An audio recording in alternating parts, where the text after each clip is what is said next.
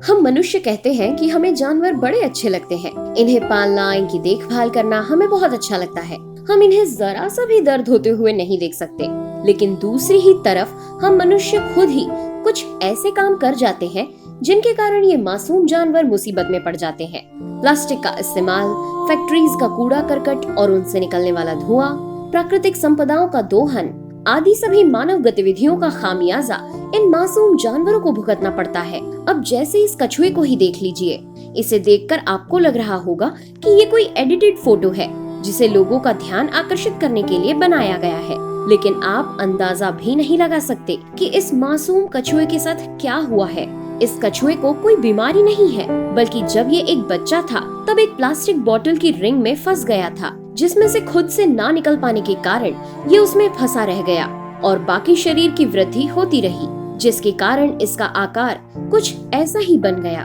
किसी दिन एक बच्चे की नजर नाले में पड़े इस कछुए पर पड़ी। उसने इसे नाले से निकाला और लुजियाना के एक इंस्टीट्यूशन को सौंप दिया, जहां इस कछुए को प्रॉपर ट्रीटमेंट दिया गया और इसे मे वेस्ट नाम दिया गया। लेकिन सोचने वाली बात यह है कि क्या हर समुद्री जीव मे वेस्ट जितना लकी हो सकता है जिसे खास ट्रीटमेंट मिल सके?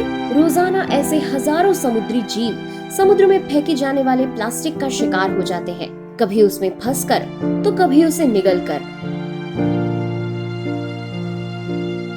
अब जरा इस गाय को ही देख लीजिए। इसे देखकर आपको लग रहा होगा कि ये गाय जल्द ही कोई खुशखबर सुनाने वाली है और इसे होने वाला दर्द एक सामान्य दर्द है। मगर यदि आप इसके दर्द की असली कहानी सुनेंगे तो आपकी रूह कांप जाएगी।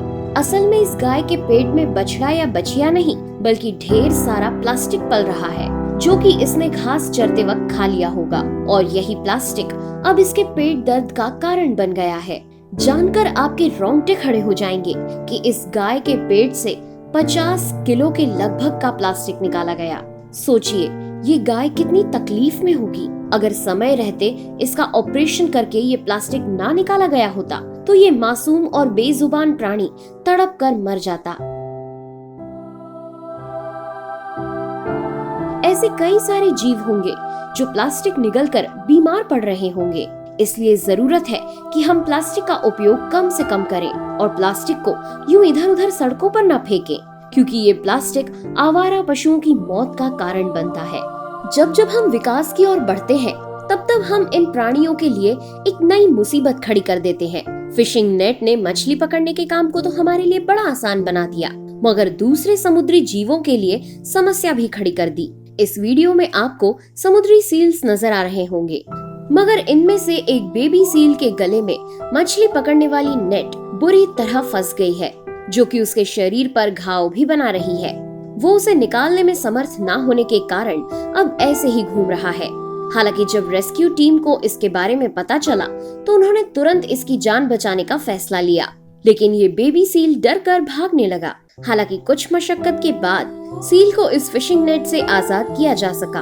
इन बड़ी जालियों का इस्तेमाल अक्सर मछुआरे जहाजों पर से मछली पकड़ने के लिए करते हैं, जहां इस्तेमाल करने के बाद जाले को पानी में यूं ही फेंक दिया जाता है, जिसके बाद ये समुद्री जीव उसमें अटक कर या तो जख्मी हो जाते हैं या फिर अपना दम तोड़ देते हैं। इसलिए हमें नदी, तालाब, समुद्र या जल के किसी भी स्रोत में ऐसी वस्तुएं डालने से बचना चाहिए जो इन प्राणियों की मौत का कारण बने। मगर ऐसा नहीं है कि मछली पकड़ने वाला ये जाल केवल समुद्री जीवों के लिए ही घातक है। इसका खामियाजा जमीनी प्राणियों को भी भुगतना पड़ता है। अब जैसे इस बिल्ली को ही देख लीजिए। असल में जब इन जालों को उपयोग के बाद इधर उधर फेंक दिया जाता है तब ये दूसरे जमीनी प्राणियों के आकर्षण का केंद्र बन जाता है, क्योंकि इस फिशिंग नेट में से मछलियों की स्मेल अभी भी आ रही होती है, जिससे मांसभक्षी प्राणी जैसे कुत्ते, बिल्ली मछलियों की तलाश में इस जाले के पास पहुंच जाते हैं। मछली ढूंढने के चक्कर में वो इन जालों से उलझकर जख्मी हो जाते हैं। बस ऐसा ही कुछ इस बिल्ली के साथ भी हुआ है, जिससे वो डर और सहम गई है। हालांकि बाद में रेस्क्यू टीम को पता लगने पर टीम ने इसे इन जालों में से बाहर निकाला और इसके जख्मों का इलाज किया। आप देख सकते हैं कि बिल्ली के छोटे छोटे बच्चे भी हैं और वो इसी हालत में उनका भरण पोषण भी कर रही है। इसलिए हमें हमेशा इस बात का ध्यान रखना चाहिए कि कहीं हम जो कर रहे हैं उसका जानवरों पर तो गलत परिणाम नहीं पड़ रहा।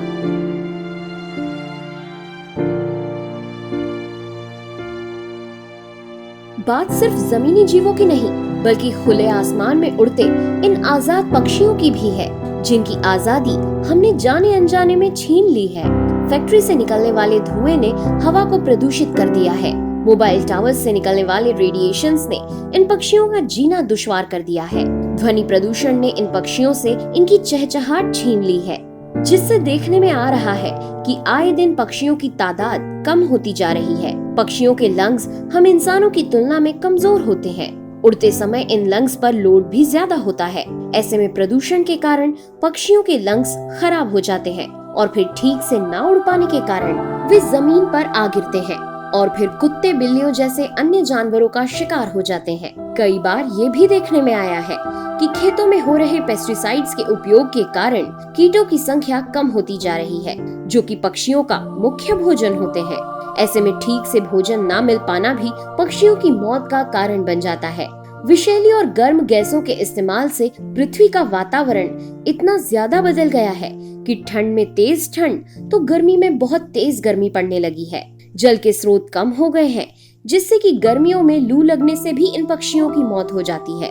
हालांकि कुछ लोग ऐसे भी हैं जो आसमान से टपकते पक्षियों को उठाकर इनका या तो खुद इलाज करते हैं या फिर रेस्क्यू टीम को सौंप देते हैं, जिससे कईयों को तो स्वस्थ कर दिया जाता है, पर बाकियों का क्या।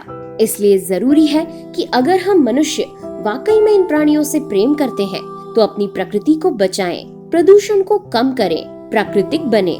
आखिर मनुष्य भी एक प्राकृतिक प्राणी ही तो है। तो दोस्तों, क्या कभी आपने किसी प्राणी का जीवन बचाया है? अगर हाँ, तो हमें कमेंट करके जरूर बताएं। वीडियो पसंद आया हो तो लाइक करें, अपने दोस्तों के साथ शेयर करें। फिर मिलेंगे अगले वीडियो में नए टॉपिक के साथ। तब तक के लिए नेहा आगरकर को दे आज्ञा। नमस्कार।